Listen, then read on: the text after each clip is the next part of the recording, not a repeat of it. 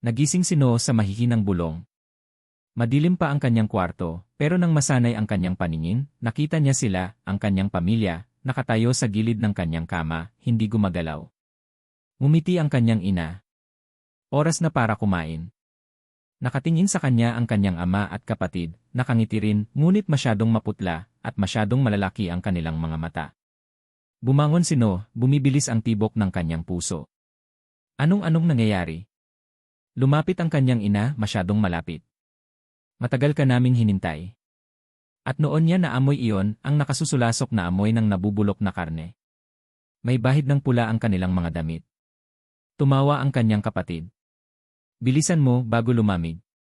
Napatingin si Noah sa pinto ng kanyang kwarto, handang tumakbo, ngunit sa madilim na pasilyo, nakita niya ang hapagkainan.